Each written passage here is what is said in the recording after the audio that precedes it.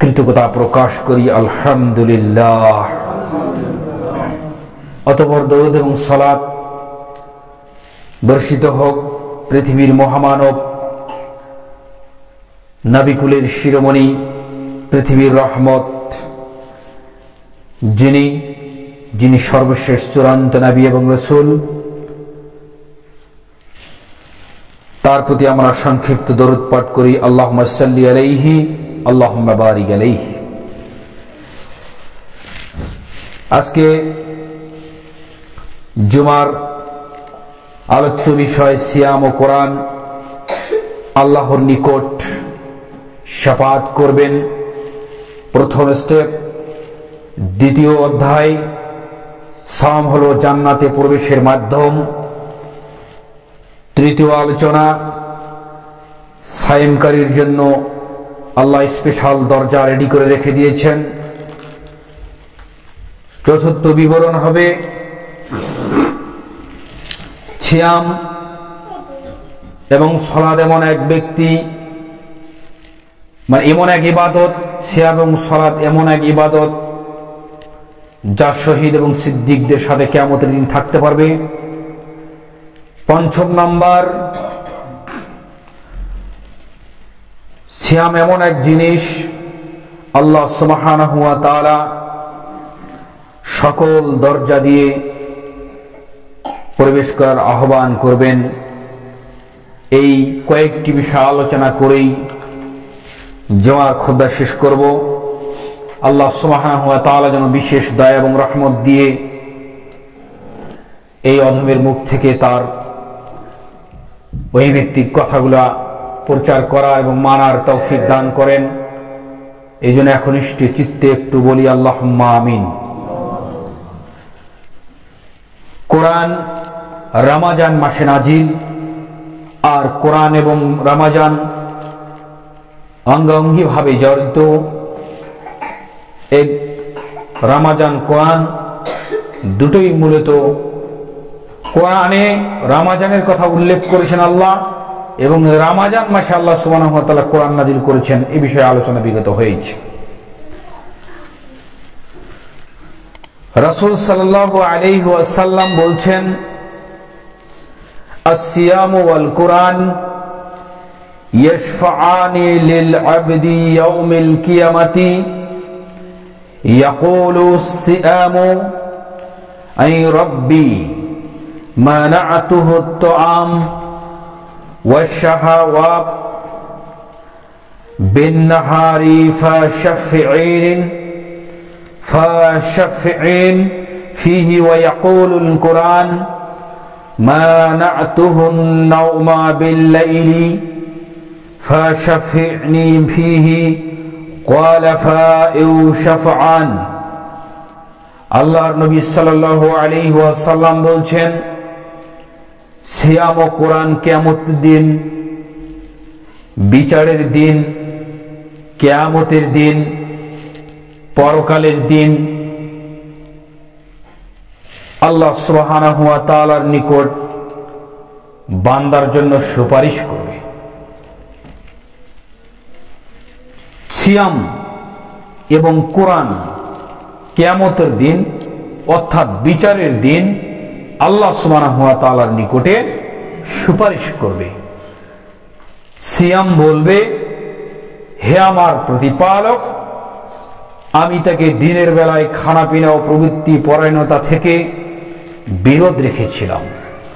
সিয়াম এইভাবে আল্লাহ সুবহানাহু ওয়া তাআলার সঙ্গে কথা বলবে। দিনের বেলায় খানা পিনা থেকে শুরু করে অনেক ধরনের কর্ম থেকে আমি এবং প্রবৃত্তির অনুসরণ থেকে আমি সিয়াম তাকে বিরত রেখেছিলাম। অতএব তার ব্যাপারে তুমি আমার সুপারিশ কবুল করো আল্লাহ। এইভাবে সিয়াম বলবে। কথা বুঝতে পারছেন? দুই, কোরআন শাফাআত করবে। কোরআন বলবে, আমি তাকে রাতের বেলায় ঘুম থেকে বিরত রেখেছিলাম। কিভাবে? আমি রাত্রে তেলাওয়াত করেছি, বসে বসে আমাকে তেলাওয়াত করেছে। রমজান মাস সওয়াবের আশায় রাতের বেলা কোরআন তেলাওয়াত করেছে, অতএব আমার সুপারিশ কবুল করো, এইভাবে কোরআন বলবে। রাসূল সাল্লাল্লাহু আলাইহি সাল্লাম বললেন, অতঃপর তাদের উভয়ের সুপারিশ আল্লাহ তাআলা কবুল করবেন। কিছু কথা, কোরআন সবাই পড়তে পারেন না, তাই তো? সবাই তো আর কোরআন পড়তে পারে না, কিন্তু প্রয়োজন ছিল প্রত্যেকটা মুসলিমকে কোরআনটা মুখস্থ, মানে পড়ার মতো মুখস্থ ঠোঁটস্থ করার মতো প্রয়োজন ছিল কিনা? কারণ কোরআন পড়া শিখা কি এটাকে নফল ইবাদত? এটা ফরজ, এটা ফরজ। যাই হোক, এরপর শিখেননি, এটা ব্যর্থতা। অস্বীকার তো আর করেন না, অস্বীকার করলে কাফের হয়ে যেতেন, অস্বীকার করেন না। একটা সুবর্ণ সুযোগ, একটা সুসংবাদ দিতে চাই। জিনিসগুলো জানা থাকলেও অনেকে এইভাবে কেউ নেয় না। কোরআন 7 দিনের নিচে কিন্তু খতম দেওয়ার কোনো বিধান নেই হাদিসে।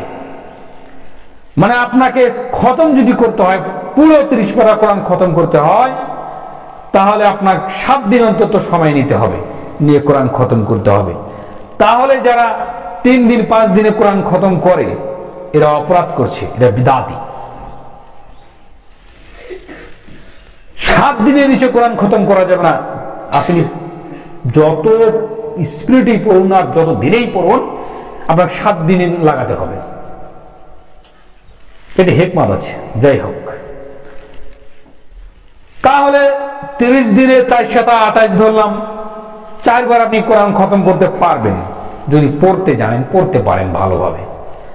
আর যদি ঠেলার বেড়ার করে পড়েন, হদ্দম পড়েন, ধরলাম সারা মাসেই কোরআন খতম করলেন, আলহামদুলিল্লাহ। কোরআনই যে পড়তে জানি না, আমি কি করে কোরআন খতম করব? একটা সুবর্ণ সুযোগ। আল্লাহর নবী সাল্লাল্লাহু আলাইহি ওয়াসাল্লাম বলছেন, সূরা ইখলাস হচ্ছে 30 পারা কোরআনের 1/3 বলে সুবহানাল্লাহ। সূরা ইখলাস তো অন্তত মুখস্থ আছে, কথা আমার বুঝে আসছে? সূরা ইখলাস তো অন্তত পক্ষে তো কি মুখস্থ আছে। বিসমিল্লাহির রহমানির রহিম, কুল হুয়াল্লাহু আহাদ আল্লাহুস সামাদ লাম ইয়ালিদ ওয়া লাম ইউলাদ ওয়া লাম ইয়াকুল লাহু কুফুয়ান আহাদ। 30 পারার 10 পারার সব আল্লাহ সুবহানাহু ওয়া তাআলা বান্দার আমলনামায় নোট করে ফেলেছেন। সুবহানাল্লাহ। কি বুঝলেন বলেন তো?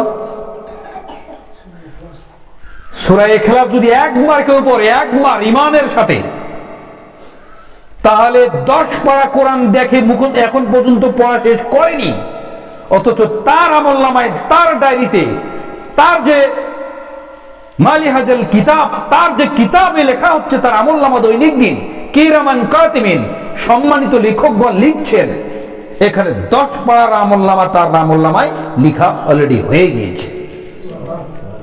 আপনি কোরআন পড়তে পারেন না, আপনাকে আল্লাহ অন্য দিক দিয়ে একটা সুবর্ণ সুযোগ লাগিয়ে দিয়েছেন। বলেন তো, সকাল থেকে এই যাবত কয়বার আপনি সূরা ইখলাস পড়েছেন? আপনি বলতে পারবেন না, পড়েননি। ওরা 11 জন, ইল্লা মাশাআল্লাহ, ওরা 11 জন পড়েননি। তার মানে আপনার মেধা, আপনার চিন্তাধারা অন্যদিকে খেলাচ্ছে। আপনি যে রমজানটাকে লুটে নিবেন, এই যে জোয়ারটা এসেছে, এটা যে আপনি লুটে নিবেন, এটা আপনার মাথায় নেই। অন্য মাসে কোরআন তেলাওয়াত করে একটি আয়াতে যদি 10 নেকি হয়, রমজানে আপনি 10 থেকে 700 গুণ পাবেন। আপনি বুঝতে পারেননি। সকাল থেকে সন্ধ্যা পর্যন্ত আপনি নদীতে মাছ মারলে যদি আপনি 3 কেজি মাছ পান, যখন আপনার জোয়ার আসবে 1 ঘন্টায় আপনি অন্তত 10 কেজি মাছ পাবেন। কেন? ওখানে জোয়ার এসেছে। তার রমজান সেটাকে বলা হচ্ছে, আল্লাহ তাআলা এইভাবে বলছেন, একটি মাস অন্তত অবসরে লাগান, কাজে লাগান, মানে সব কাম থেকে অবসর নেন, এটাকে কাজে লাগান। তো একবার সূরা ইখলাস পড়েন, কোরআন তো পড়তে জানেন না, আপনি তো হতভাগা। আপনি তো নামে নিয়েছেন আব্দুর রহমান, আব্দুল্লাহ, কিন্তু আপনি কাজে তো এখনো মুসলমানের পরিচয় দিতে পারেননি, কোরআন মুখস্থ করতে পারেননি, কোরআন আপনি শিখতেই পারেননি। অথচ আল্লাহ কি বললেন আল্লাহর নবী? তলবুল ইলম ফারিজাতা, ফরজ করে দেওয়া হয়েছে। কোরআনকে আল্লাহ তাআলা শিখার জন্য ফরজ করা হয়েছে। যেভাবে কালিমা পড়ার পরে সালাত ফরজ, যাকাত ফরজ, হজ ফরজ, রমজানের সিয়াম ফরজ, অনুরূপভাবে কোরআনটা শিখানো ফরজ। করতে পারেননি, পড়তে পারেননি, শিখেননি, এটা ব্যর্থতা। এরপরে সুবর্ণ সুযোগ দিয়েছেন, কেউ যদি একবার মুখ সূরা ইখলাস পাঠ করে তাহলে 10 পারা কোরআনের সব সে নিয়ে নিল। 2 বার যদি পড়ে 20 পারা নিয়ে নিল। 3 বার যদি পড়ে পুরো 30 পারা কোরআনের সব সে নিয়ে নিল। এই দিক দিয়ে যদি আপনি দিনে যদি 50 বার পড়েন তাহলে আপনার অপরাধ নেই। এই খতমে কিন্তু আপনার কোন সময়সীমা রেখা নেই, 7 দিন আর 10 দিন নেই। কথা বুঝতে পারছেন? তাহলে পড়বেন তো ইনশাআল্লাহ, লুটে নেন।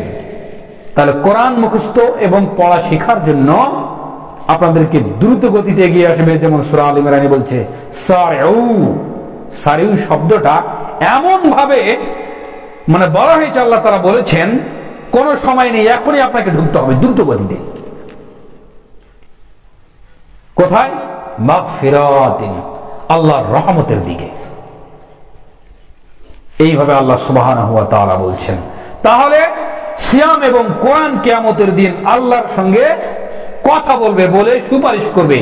মুক্তি দিন বান্দাকে, দিনের বেলা সিয়াম পালন করেছে, রাতের বেলা আমাকে রাত জেগে কোরআন তেলাওয়াত করেছে, আল্লাহ আমাদের শাফাত গ্রহণ করুন। তাকে মুক্তি দিতে হবে, তাকে জাহান্নাম থেকে মুক্তি দিয়ে জান্নাতে দাখিল করতে হবে।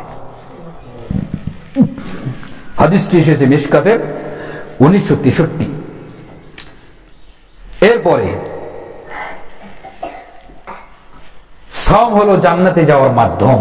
এই সিয়াম হলো জান্নাতে যাওয়ার মাধ্যম। আবু বাহিলি রাদিয়াল্লাহু তাআলা আনহু বলেন, রাসূল সাল্লাল্লাহু আলাইহি ওয়াসাল্লাম এইভাবে বলছেন, ইয়া রাসূলুল্লাহ দুল্লানি আলা আমালিন আদখুলু বিহিল জান্নাতা ক্বালা আলাইকা বিস-সাওম ফাইন্নাহু লা মিসলা লাহু। হে আল্লাহর রাসূল, আমাকে এমন একটি আমলের কথা বলুন। সাহাবী এসে বলছেন, কোন সাহাবী বলেন তো? মনে নেই। আবু বাহিলি রাদিয়াল্লাহু তাআলা আনহু বলছেন, আল্লাহর রাসূল সাল্লাল্লাহু আলাইহি ওয়াসাল্লাম, আমাকে এমন একটি আমলের কথা আপনি বলুন যার মাধ্যমে আমি জান্নাতে প্রবেশ করতে পারি। এটা আবু বাহিলির আল্লাহর নবীর কাছে চাওয়া ছিল, এমন একটি আমলের কথা বলুন আমি যাতে আল্লাহর জান্নাতে প্রবেশ করতে পারি। আল্লাহর নবী বলছেন, তিনি বলেন, তুমি সিয়াম রাখো, সিয়ামের তুলনায় আর কোন ইবাদত মানুষকে জান্নাতে বেশি বেশি নিয়ে যেতে পারবে না। কে বুঝলেন? তাহলে সালাত হচ্ছে ইসলামের টিকা এবং মুসলিমকে ধরে রাখা, আপনি যে মুসলমানের পরিচয় বহন করা, এর সব তো আছেই, জান্নাত তো দিবেন, সেটা পরের কথা। কিন্তু সালাত যদি না থাকে, এর পরের কোন যে যতই আপনি শূন্য লাগান, মানে এক না থাকলে পিছনের কোন সংখ্যার কোনো দামে নেই। সালাত নেই, আপনার সিয়াম, হজ, যাকাত, দান কোনো কিছুরই আপনার কোনো দাম নেই, আপনার কানাকড়িরও দাম নেই। আগে সালাত, এটা হচ্ছে ইসলামের টিকে থাকার মাধ্যম। এটাকে টিকা নাকি? সালাতটা পড়ে আগে টিকান যে আমি মুসলিম হয়ে আছি। সালাত নেই, আপনি মুসলিম নন, ফাকাত কাফারা, আপনি এখন কুফরি কাফের অবস্থায় আছেন। এটা বিগত অনেক আলোচনা করা হয়েছে। সালাত নেই, তার জানাজার নেই, সালাত নেই, তার দাফন হবে না মুসলিম কবরস্থানে। তাহলে হচ্ছে যে ও সবাই যে ওরকম, ওই জন্য হচ্ছে সালাত নেই, পবিত্র মাটিতে তাকে দাফন করার কোনো কথা নেই, তাকে কবর বেড়ার নিচে নিচে ঢুকে দিয়ে আসেন, এটাই মাসলাক। কিন্তু হচ্ছে যে সবাই যেরকম, যেমন নেতা সেমন মুসল্লি, সবাই এরকম, এই জন্য হচ্ছে, সেটা ভিন্ন কথা। কিন্তু এই কালের জন্য টিকাতে পারছেন, পরকালে টিকাতে পারবেন না। কেন? সালাত নেই, আপনার সিয়ামের কানাকড়ি দাম নেই, সালাত নেই, আপনার হজের কানাকড়ি দাম নেই। আপনি যত বড় টাইটেল লাগান, আপনি ত্রিপল হাজি হন, কোন সময় নেই ওখানে আল্লাহ তাআলার কাছে। আগে সালাত, পরে এই ইবাদত টিকবে এখানে। তো সিয়াম জান্নাতে যাবে। আবু বাইলি বলছেন আমি জান্নাতে প্রবেশ করতে চাই, কি এমন আমল করব? তুমি সিয়াম রাখো, সিয়ামের তুলনায় কোনো ইবাদত নেই। মানে সিয়াম আল্লাহকে রাজি খুশি করা যায়, কিন্তু সালাত ঠিক রেখে আপনাকে সিয়াম রাখতে হবে। সালাত আছে সিয়াম নাই, কাজ হবে না। সিয়াম আছে সালাত নেই, কাজ হবে না। ইসলামের একটা বিষয় আলাদা কোনো বিষয় নেই, একটা আরেকটার সঙ্গে জড়িত। কথা বুঝতে পারছেন? তাহলে সিয়াম কি? জান্নাতে প্রবেশের মাধ্যম। আল্লাহ নবী সে কথাই বললেন যে তুমি বেশি বেশি সিয়াম পালন করো। সেটা রমাজানের সিয়াম তো ফরজ, আর পরবর্তী মাসগুলো 11টি মাস সোমবার এবং বৃহস্পতিবার সিয়াম রাখেন আল্লাহ নবী। মাসে 3 দিন, 13, 14, 15, 20। তারপরে এমনিতে নফল সিয়াম রাখেন। এবং এই যে রমাজানের পরে শাওয়াল মাস, এই শাওয়াল মাসে 6টি সিয়াম রয়েছে, এটা রাখেন। মুহররমের দিন, আরাফার দিন, তারপরে এমনিতে আল্লাহকে খুশি করার জন্য আজকে আমি সিয়াম থাকবো, এটা আল্লাহকে খুশি করার জন্য। এর বিনিময়ে কিয়ামতের দিন জান্নাত তো হবেই। দুনিয়াতে যত প্রকার বড় বিপদ আসুক না কেন, আল্লাহ তাআলা আপনাকে মুক্ত করেই ছেড়ে দিবেন। তোমার সন্তুষ্টির জন্য আমি ওই দিন সিয়াম রেখেছি, আমি রাখতাম না, কিন্তু রেখেছি তোমার সন্তুষ্টির জন্য। আমাকে এই বিপদ থেকে উদ্ধার আপনাকে করতেই হবে, আল্লাহ করবেনি। কেন?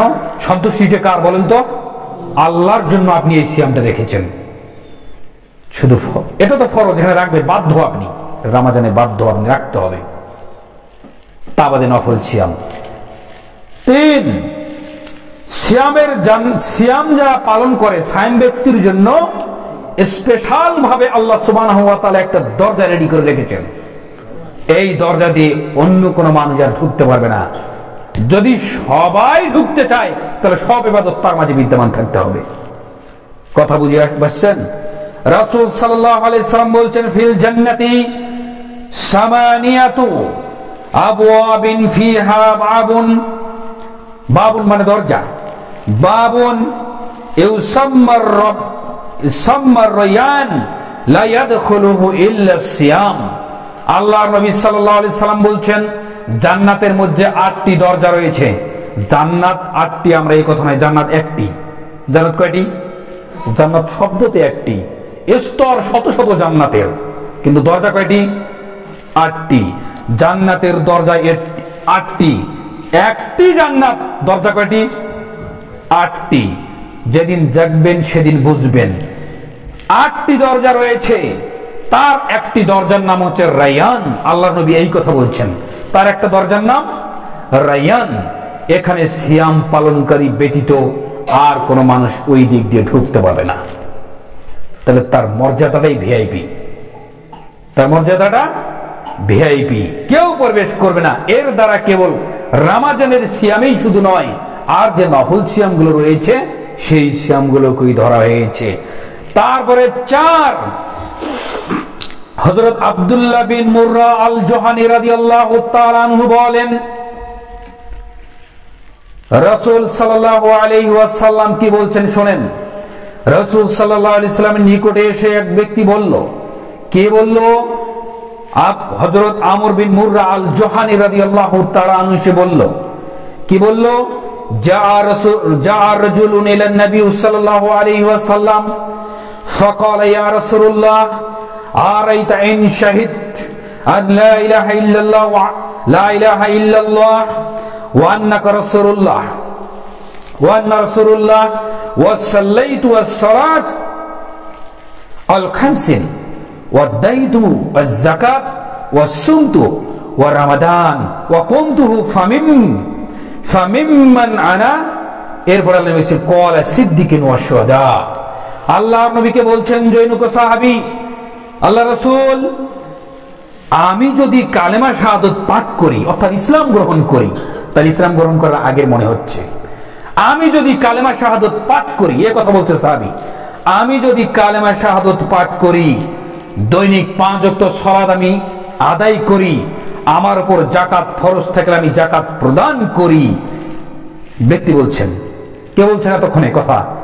ব্যক্তি বলছেন, আল্লাহ নবী বলছেন, আল্লাহ নবীর কাছে এসে বলছেন, আমি যদি কালেমা শাহাদাত পাঠ করি, আন্না শাহাদু আল্লা ইলাহা ইল্লাল্লাহ ওয়া আন্না মুহাম্মাদুর রাসূলুল্লাহ ওয়া আকিমুস সালাহ ওয়া আতুজ যাকাত, আমি যদি শাহাদা পাঠ করি, সালাত কায়েম করি, যাকাত প্রদান করি, রমজান মাসে সিয়াম পালন করি এবং রাতে কিয়াম করি, কিয়াম বোঝেন, রাতে যদি আমি নফল সালাত আদায় করি, আল্লাহর নবী কিয়ামতের দিন তাহলে আমি জান্নাতে কাদের সাথে থাকব? ওইদিকে বলা হলো যে সালাত এবং সিয়াম মানুষকে জান্নাতে প্রবেশ করায়।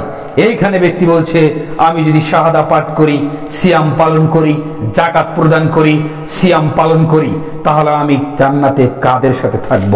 তখন আল্লাহ নবী সাল্লাল্লাহু আলাইহি সাল্লাম বলছেন যে মিনাস সিদ্দিকিন ওয়াশ শুহাদা, তুমি থাকবে কিয়ামতের দিন আবু বকর সিদ্দিক রাদিয়াল্লাহু তাআলা আনহুর মতো ব্যক্তি, সিদ্দিকিন এরকম সত্যবাদী ব্যক্তির সঙ্গে তুমি থাকবে। শুধু তাই নয়, ওয়াশ শুহাদা, তুমি থাকবে হামজা রাদিয়াল্লাহু তাআলা আনহুর মতো ব্যক্তির সাথে। কেন? শহীদের সর্দার হচ্ছেন হামজা রাদিয়াল্লাহু তাআলা আনহু।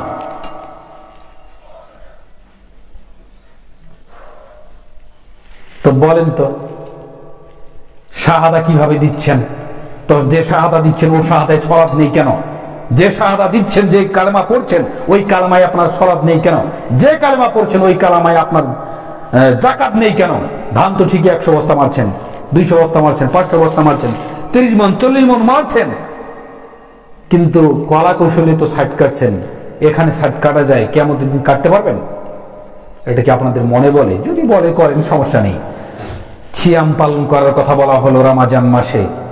সুস্থ মানুষ সিয়াম পালন করেন না, অথচ সুস্থ মানুষ সিয়াম পালন না করলে আল্লাহ নবী বলছে হতভাগা, ওর জন্য অভিশাপ।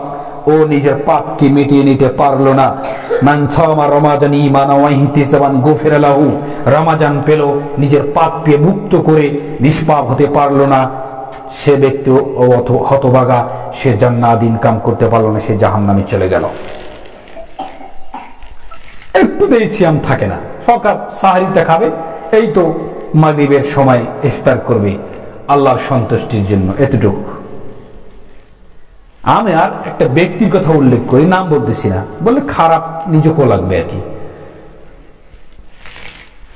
তার যুবককাল দেখছি, যখন আমার বয়স মনে করেন যে 12-14 বছর, তো তখনও তার বয়স 40-42 বছর। তার যুবক দেখলাম, বার্ধক্য এসে দেখলাম। তা গত বুধবার হবে সম্ভবত, রাতের বেলা এক জায়গায় ফোন করছে, বলছে মানে তার ছেলের বুকে বলছে যে আমি তো সিয়াম রাখার নিয়ত করেছিলাম, কান্নাকাটি করছে, বলছে সিয়াম রাখার নিয়ত করেছিলাম, তো আমি অসুস্থতার কারণে সিয়াম রাখতে পারতেছি না। তখন আমি বললাম, তুমি সিয়াম ছিলে কোন সালে? আমাকে এটাকে বলো তো, আমাকে এটাকে বলো। আল্লাহ নবী বলছেন, দুটি জিনিসের মূল্যায়ন যদি বান্দা না করে পস্তাতে হবে। আসসাহতু ওয়াল ফারাক, সুস্থতা এবং সুস্বাস্থ্য। মানে সুস্থতা, সুস্বাস্থ্য এবং অবসর সময়, দুটি জিনিস। সুস্থতাকে সুস্বাস্থ্য বলা হয়, যাই হোক, সুস্থতা এবং অবসর দুটি জিনিসকে কেউ যদি মূল্যায়ন না করে তাহলে পস্তাতে হবে। কেমন কথা? আজকে সুস্থ আছেন, আজকে সময় এসে ইবাদত করে নেন, কাল যখন আপনি লুঙ্গির মধ্যে পেশাব করবেন তখন তো বলে আর করে কেন লাভ হবে? তা বলবেন আমি নিয়ত করেছিলাম সিয়াম থাকবো। আরে বেটা, তোকে আমি দেখেছি আজকে 30 বছর যাবত কোনো রমাদান মাসে তুমি সিয়াম থাকো নাই, আর আজকে বলছে মা আমি সিয়াম থাকার জন্য খুব চেষ্টা করছি। তার মানে এখন ওর অবস্থা খারাপ। তো আল্লাহকে ফাঁকি দিতে চাচ্ছে না নিজেকেই ফাঁকি দিয়ে এতদিন এই বন্ধু এসেছে? ওই যে সবগুলো শ্যাম জাগরণী বলছে লাভ হবে না, কবর পাকা করে সাই। তা কবর পাকা করে আপনি কি করবেন? ভিতরে আমলিয়াত তো খারাপ। কাজী নজরুল বলছে মসজিদের পাশে কবর দিও ভাই, আরে কাবার নিচে ঢুকান না, লাভ কি তাতে? আমল আখলাক চরিত্র যদি ভালো হয়, বাঘের পেটে চলে যাগো, ও নদীতে ভেসে চলে যাক, সমস্যা কি? ও বিচার তো হবে রুহের জগতে। ও লাশটা নিয়ে কি করবেন আপনি? তাহলে দাফন কাফন, এটা মুসলিম উম্মার একটা সিস্টেম। যদি গন্ধ পচা এগুলো যদি না হয়, এটা একটা ইসলামের সৌন্দর্য। তাহলে যুদ্ধ বিগ্রহে যারা মরেছে পাইকারি হেরে দাফন করেছে, তার কি হবে? বিষয়টা এমন নয়।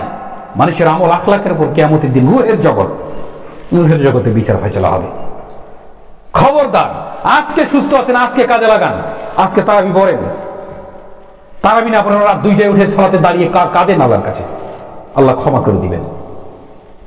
কারণ ওই যে গত জুমায় বলেছি, বান্দা এত খুশি হয়েছে, বান্দা উল্টো কথা বলে বলছে যে আমি তোমার রব, তুমি আমার বান্দা।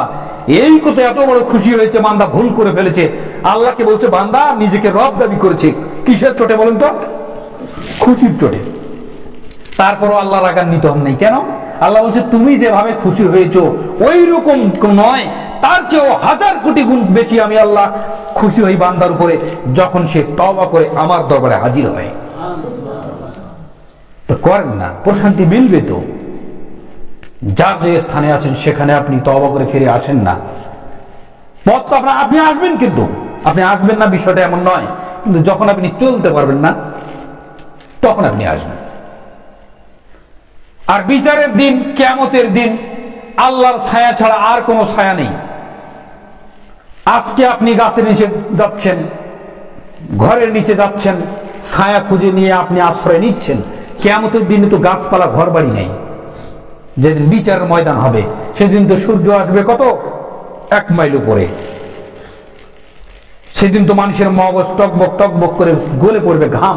আল্লাহ নবী বলছেন তার পাপ অনুযায়ী তাদের ঘামের পানিটা ওই অনুযায়ী হবে। কারো টাকনু, কারো হাঁটু, কারো পা, কারো বুক, কারো নাক, কারো ডুবো হাবুডুবু কাচ্ছে। কিন্তু সূর্য এত কাছাকাছি আসলে মানুষের অবস্থা কি হতে পারে? ঘাম, পুজ, রক্ত দিয়ে অবস্থা এরকম হবে। তো সেদিন আল্লাহ 7 শ্রেণীর ভেতর 1 শ্রেণীকে বিশেষ ছায়াতলে প্রদান করবেন। তার সেটা হচ্ছে যে যুবক বয়সে সে আল্লাহর ইবাদতে সে কাটিয়ে দিয়েছে। তো যুবক বয়সে তো টাং ফাং করে কেটে দিলেন, আপনি কি ওই ছায়ার আশা করেন?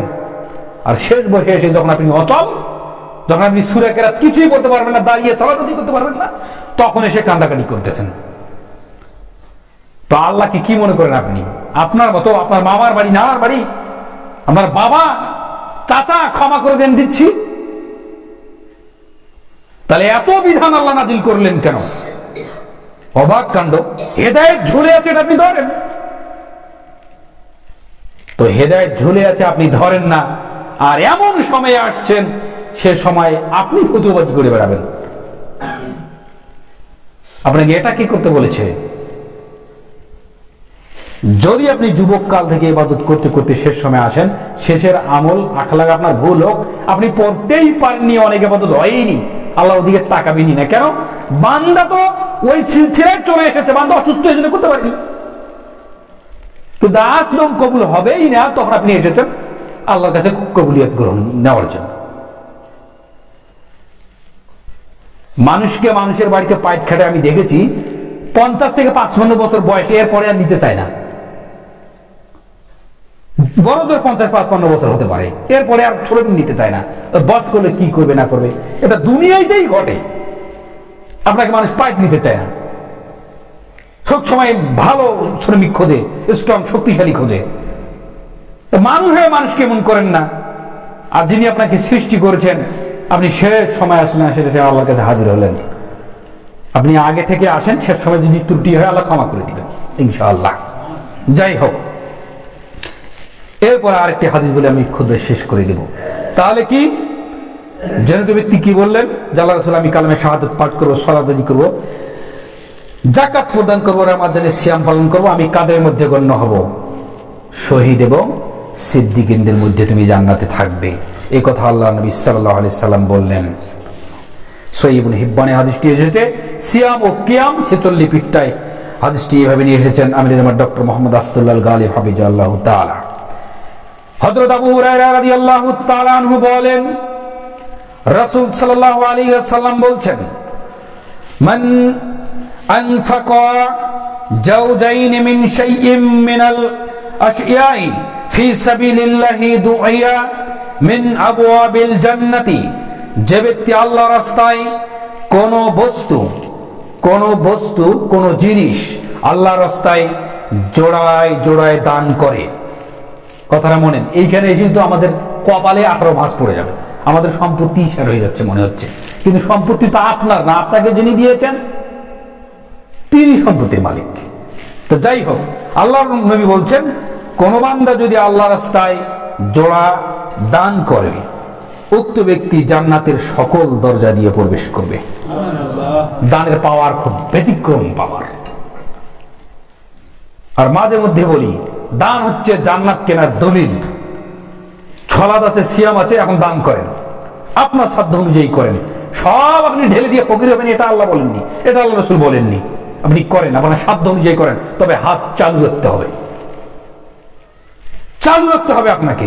আল্লাহ নবী বলছেন যদি কেউ জোড়ায় জোড়ায় দান করে, আপনার সাধ্য আছে, আপনি একটা ছাগল দিতে পারেন, ওর সাথে আর একটা দেন, এক জোড়া দেন, জান্নাতের যে 8টি দরজা, ওই 8টি দরজা দিয়ে আল্লাহ আপনাকে প্রবেশ করাবেন।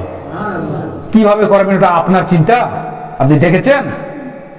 ওয়াল্লাযীনা ইউমিনুনা বিল গায়ব, এটা গায়বের ব্যাপার। ঈমানদারের শর্ত হচ্ছে গায়বের উপর বিশ্বাস স্থাপন করা।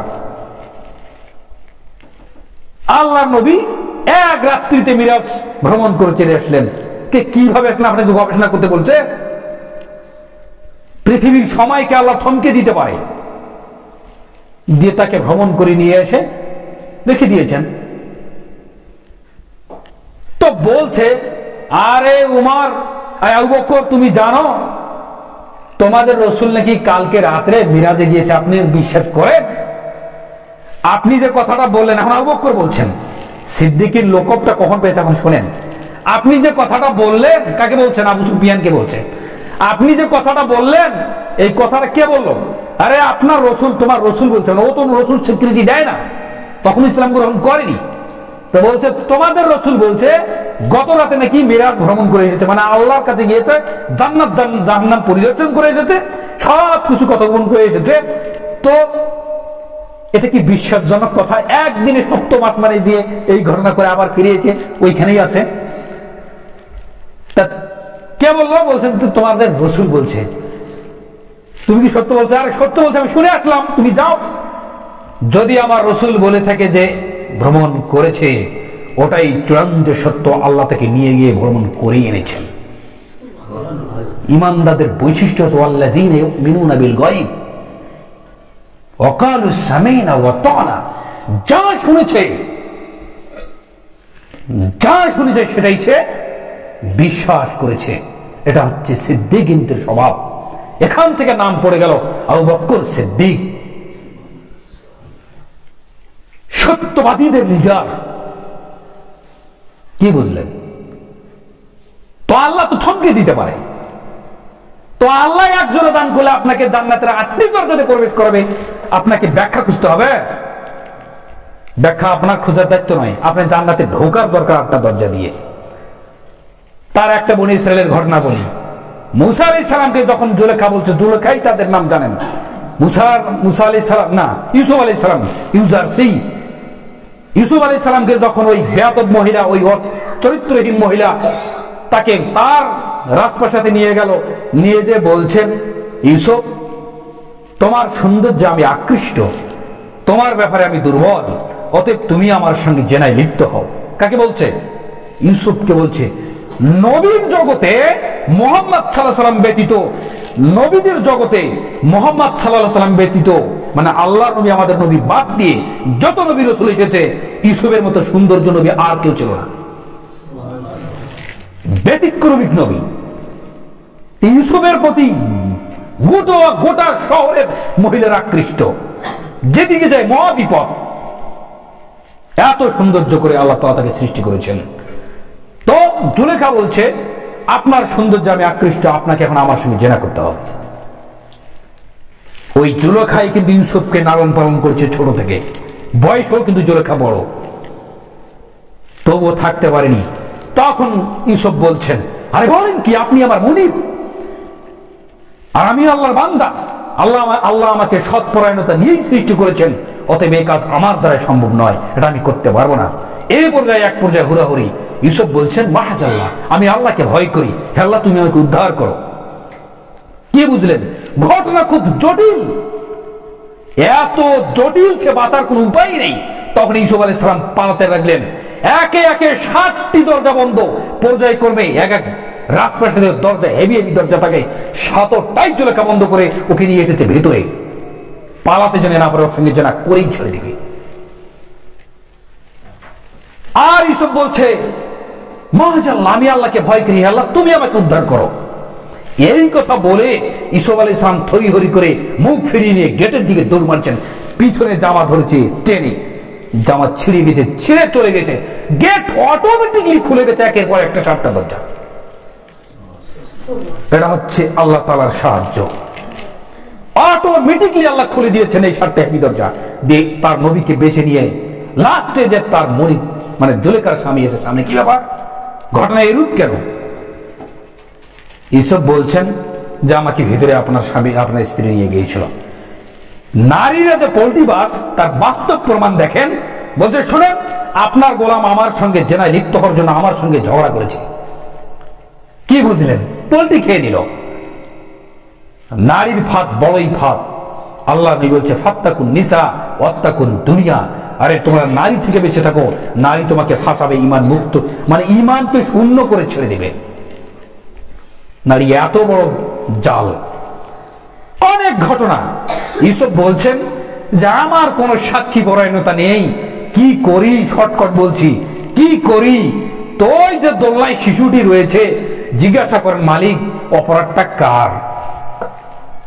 এর মাঝে অনেক ঘটনা, আমি সংক্ষিপ্ত বললাম সময়ের কারণে।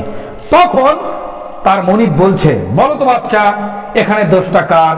বাচ্চা, শিশু বাচ্চা, শরীয়তে 3টি শিশু বাচ্চা শিশু থাকাকালীন কথা বলেছে। তার একটা মুসা ইউসুফ আলাইহিস সালামের জামানায়, তার বনি ইসরাঈলের একটা হচ্ছে জুরাইসের সময়, এইভাবে 8জন আছে। সূরা বুরুজের একটা ব্যাখ্যা এসেছে 3 জন শিশু কথা বলেছেন, তার একজন আছে ইউসুফ আলাইহিস সালামের জামানায়। তো বলো তো বাচ্চা, এখানে দোষটা কার? শিশু বাচ্চা কথা বলে বলছেন, যদি ইউসুফের জামা সামনে ছেঁড়া থাকে তাহলে ইউসুফের দোষ, আর যদি পিছনে ছেঁড়া থাকে তাহলে আপনার স্ত্রীর দোষ। কি বুঝলেন? জামা কোন দিকে ছিঁড়ে এখন বলেন তো? পিছনে। আল্লাহ থেকে বাঁচিয়ে দিলেন। বলে সুবহানাল্লাহ। সত্যবাদীদেরকে এভাবেই আল্লাহ বাঁচায়। তো ঘটনা অনেক দূরে চলে গেছি। দান করবেন যখন জোড়া, তখন আপনাকে 8টি জান্নাতের দরজা দিয়ে আল্লাহ আপনাকে প্রবেশ করাবেন। কি করে করাবেন ওটা আল্লাহর ব্যাপার, ওটা আমাদের ব্যাপার নয়। কথা বুঝছেন? তখন আবু বকর বললেন, সকল দরজা দিয়ে আহ্বানের প্রয়োজন নেই, একটি দরজাই যথেষ্ট। তবে আসলে কি সকল দরজা দিকে মানুষদেরকে ঢুকানো হবে? জবাবে আল্লাহ রাসূল সাল্লাল্লাহু আলাইহি সাল্লাম বলছেন, নাম ওয়ারজু আন তাকুনা মিনহুম। আরে আবু বকর বলো কি, হ্যাঁ আমি আশা করি তুমি সমস্ত দরজা দিয়ে ঢুকবে। কারণ আবু বকরের মধ্যে সমস্ত আচরণগুলো বিদ্যমান ছিল। কি বুঝলেন? তার মূল একটা টার্গেট হচ্ছে যে ঈমান, ঈমান আগে থাকতে হবে, তারপরে সালাত, তারপরে সিয়াম, তারপরে হজ, তারপরে যাকাত, তারপরে সাম। আপনি কমপ্লিট কোর্স যেটা যেটা আপনার উপরে সামর্থ্য আছে এটা করে ফেলেন। সালাতে সামর্থ্য লাগে না, সিয়ামে সামর্থ্য লাগে না, হজে লাগে। হজ যার সামর্থ্য আছে যাবে তো যাবে না।